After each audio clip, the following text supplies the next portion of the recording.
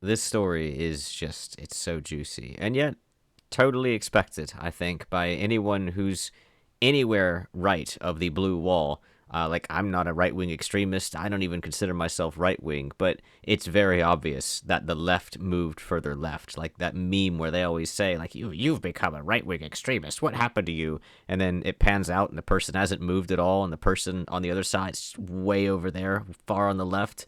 It's literally that. So the SPLC, the Southern Poverty Law Center, basically they exist to fight against white supremacy, and they have other like pretentious crap that they've put in their statements of what they do, but they have been exposed by the FBI for doing the exact opposite. So they've been found guilty of wire fraud, false statements, and conspiracy to commit money laundering, as they have incited far right wing activists paid like the Ku Klux Klan and such. They paid the KKK, the United Klans of America, Unite the Right, National Alliance, National Socialist Movement, the Aryan Nations Affiliated Sadistic Souls Motorcycle Club, that's a mouthful, and the National Socialist Party of America, aka the American Nazi Party, as well as the American Front, to they paid for informants. They paid to stir trouble. Basically, that's what they made good trouble, as they say. So I'm just gonna let Cash Patel say it real quick. We're here today is to announce what the general just told you. The Southern Poverty Law Center, in a massive, sweeping indictment, has been charged with allegations of fraud and using the banking system to perpetrate that fraud. I just want to talk about a couple of brief things here. The Southern Poverty Law Center themselves advertise to raise money to dismantle violent extremist groups for a period of at least a decade. They use their donor network to raise money to purportedly dismantle violent extremist groups. However, the SPLC, the Southern Poverty Law Center, used the money they raised from their donor network to actually pay the leadership of these very groups. I just want to say that again. They used the fraudulently raised money by lying to their donor network, thousands of Americans, to go ahead and actually pay the leadership of these supposed violent extremist groups. The groups, as the general laid out, include the Ku Klux Klan. I've already explained that part. I love that they added in the subtitles when he accidentally said "rees" instead of "raised."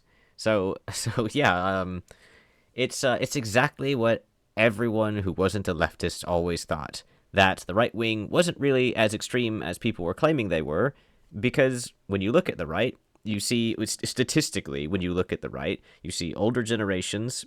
I mean, mostly. I mean, there's some boomers on the left side, but you see older generations who don't want to burn down the bridges. They're more willing to keep relationships together. They're more willing to forgive problems, even very extreme problems that their children are like total whack jobs or whatever.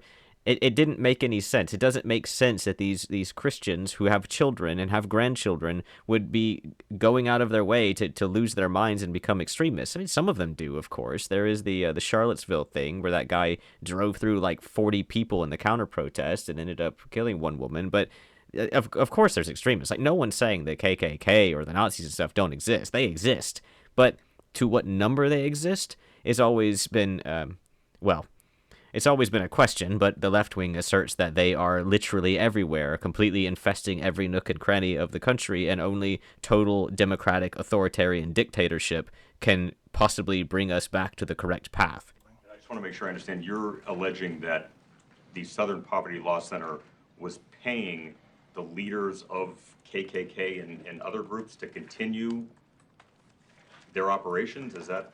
I'm not alleging it. The grand jury returned an indictment that says that. And so what the investigation found, according to the indictment that was returned today, is that they were paying. So the Southern Poverty Law Center is raising money, asking folks to give them money to dismantle racism. And over a very long period of time, they were using some of the money they raised from donors to pay to, they called them field, basically to informants,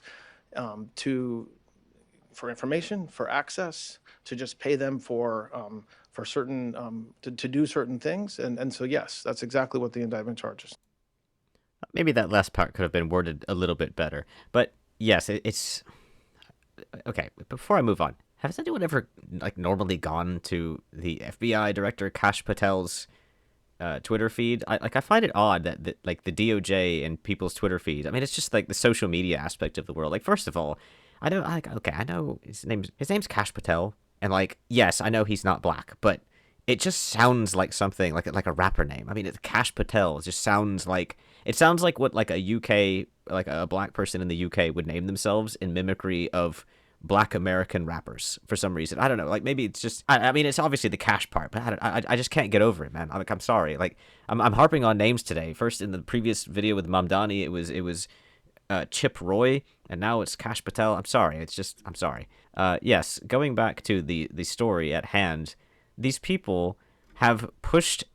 They've not even pushed, because everyone always says that people were pushed away from the left wing, and I don't even know that that's true. Like, I have not really changed from who I was over a decade ago. And I guess I would have said I was left-wing to an extent, but the only thing that's really changed in my belief, like, my religion has stayed the same, which is none. Like, I mean, 20 years ago I was religious to a small degree. I haven't really changed my stance on abortion or prostitution or girls walking around just like sluts or any of that. Like, I still disagree with all of that crap. I mean, I guess the gender wars has kind of sparked up. Like 20 years ago, that wasn't really much of a thing, but now it is.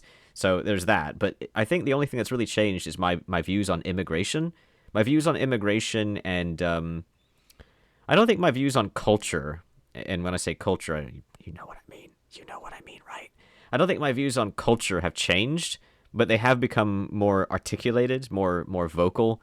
So that's the only thing that's changed with me. But a lot of other people, they say they were on the left, and now they're in the center and the right. I watch a lot of these people, like Carl Benjamin, aka Sargon of Akkad, Amala Ekpunobi, Amir Odom, Jake Monroe. There's a lot of people who say that they were left, and now they're either centrist or right, because the left has moved so far left. And it seems like the left has sort of pushed itself away. We always say that the left pushed the right wing away, but it's really more like the left pushed themselves away. Like they pushed off something, and now they're just floating deeper into space. There's no gravity to catch them. There's no friction to stop them. They're just floating away. So this is the official article on justice.gov. The Southern Poverty Law Center's stated mission includes the dismantling of white supremacy and confronting hate across the country. However, unbeknownst to donors, some of their donated money was being used to fund the leaders and organizers of racist groups, including I'm just going to skip those. The SPLC paid informants field sources engaged in the active promotion of racist groups at the same time that the SPLC was denouncing the same groups on its website. The SPLC had a field source who was a member of the online leadership chat group that planned the 2017 Unite the Right event in Charlottesville, Virginia, which I already mentioned. They were protesting a Robert E. Lee statue being taken down, which there's a lot of that stuff that's been happening since like the Biden era and stuff, where they're trying to get rid of history while at the same time insisting that we must teach racist history. Like, you have to teach people that there were people who followed around little girls and showed them dolls and like hung them up on nooses and stuff, and you have to teach people those things, but you have to get rid of the statues of Confederate commanders or generals or whatever. Like, it's so double-edged. I mean, God, I guess this whole thing is double-edged, isn't it? Well, the field source made racist postings under the supervision of the SPLC and helped coordinate transportation to the event for several attendees. That's kind of wild, isn't it? Not only did they fund it, but they helped coordinate transportation. In order to covertly pay for its field sources, the SPLC opened bank accounts connected to a series of fictitious entities. The covert nature of the accounts allowed the SPLC to disguise the true nature, source, ownership, and control of the fraudulently obtained donated money the SPLC paid the field sources. In order to keep the scheme going, the SPLC made a series of false statements related to the operation of accounts. According to its website, the SPLC is a catalyst for racial justice in the South and beyond. Yeah, well, that depends on your definition of justice. Working in partnership with communities to dismantle white supremacy, strengthen intersectional movements, and advance the human rights of all people. Wink. To carry out this mission, the SPLC relied in part on public and corporate donations. And so that's where I'm kind of like drawing the question mark. It's like, this must have been a lot of money going through this place, right? So how do they keep this secret for 10 years? So as the SPLC explained on its website, with your help, we're standing up for the most vulnerable people in society. Yep, the most vulnerable. I mean, you know right then and there what they mean. Like, come on. Those who have no other champion. They had loads of champions. People are constantly going on about the champions of the most vulnerable people in society. Which, by the way, are we really going to assume that that's a color? I mean, isn't it more like a gender identity? That's like the most vulnerable person. We're exposing hate and injustice, fighting discrimination, and providing award-winning anti-bias material free of charge to schools across America. Yeah, so they're protecting black people and indoctrinating people through schools across America, which is funny because I don't hear too many good things about how like mostly predominantly black schools in the South are going. Like, I don't know. I mean, maybe what I watch is bias in my own favor. Like, I try to look at both sides of the aisle. Like, I watch a lot of leftist videos to try and get their perspective on it. There's so many times where I've clicked on some AI thumbnail of the White House burning and Trump making some stupid face and them accusing him of being a warmonger and stuff. I've watched a lot of videos about that, loads and loads of them. It's kind of mind numbing, but I've also seen a lot of people, like a lot of black people, saying good things about the right wing, saying good things about white America, about like the white culture and how they hate how they have to act black or else they are treated as an outcast. And this is not just a white black thing. Like, women have to appease other women or else they're outcast. If you say anything about like a certain popular video game or a popular anime or movie or something, then people, oh, did you just say something bad about Game of Thrones? Well, I'm not being friends with you anymore. A lot of black people like the white culture and like what was created by it and how it operates, and like their move from one like place A to place B, and they're now in like a mostly white area, and their kid goes to a white school, and their kid's like, Mom, I no longer feel like I'm being prepared for prison. I no longer feel like I'm going to get shot every day. And the mother's like, holy shit, that's nice. That's nice that my child feels like that, because I didn't know that my child felt like that before. I didn't know that my 12-year-old kid felt like they were being prepared to go to prison or be put in a casket. Like, what, that's got to be a surreal feeling. I'm not a parent, so I don't really understand, but you can sort of grasp at the, I mean, even if you're not a parent, you can grasp at how like traumatic that must be as a parent to hear that. But moving on with the story, the SPLC website also explained to potential donors that your support powers our work to confront hate, stand up to injustice, and defend our civil and human rights. From the courtroom to the classroom to communities across the country, you can help create a more just and inclusive future for all.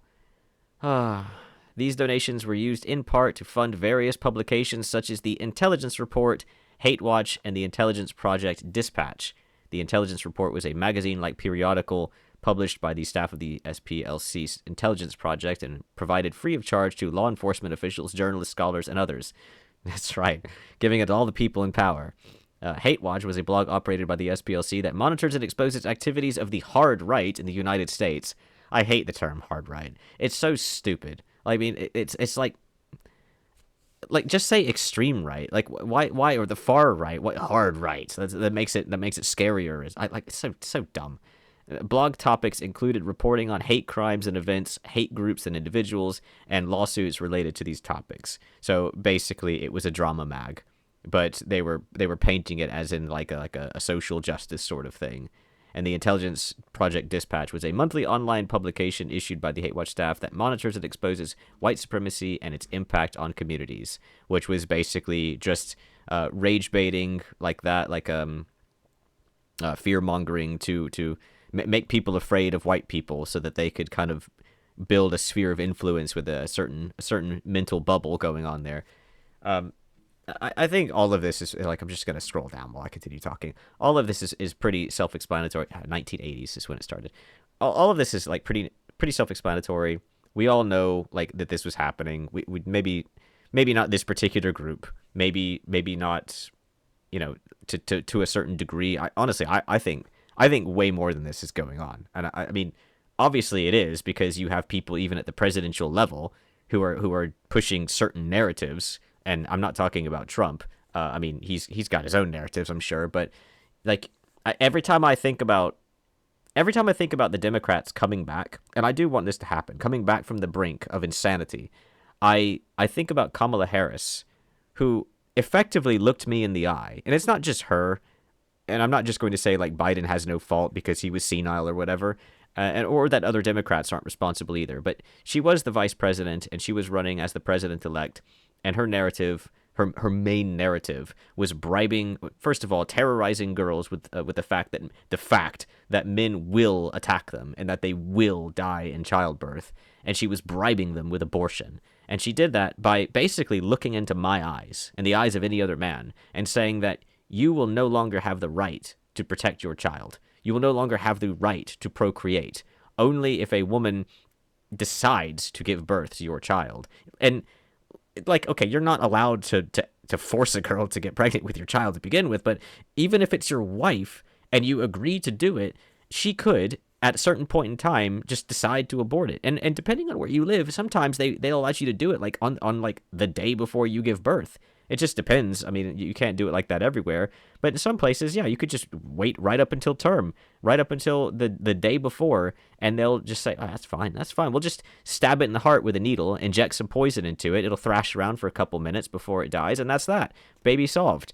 And there's so many different ways for women to be radicalized. Needless to say, things like Reddit, they just go on there and they're terrorized by things like that. Maybe they just decide they hate their husband, or maybe, whatever. It doesn't matter what the reason is. Maybe they're worried about their career at Subway or something. That was really the moment when I decided that I could not ever vote for a Democrat again. I don't think I'd ever voted for a Democrat before, but I just can't imagine myself doing it in the future when their narrative is that they are going to snuff out my child, and I will have no control over that. And I'm going into all of this because the left has moved so far away from any kind of rationale, any kind of practicality, any kind of pragmatism, and that is where most people sit. Most people are more towards the center, not the far left, not the far right. You can get some votes from those people, but it's just so easy to just be practical, to be pragmatic. And the left can't do that. They've gone totally mad. And I don't know exactly who funded this, but I'm guessing they had something to do with the left. Because, I actually put a video out earlier today about the Mamdani Act.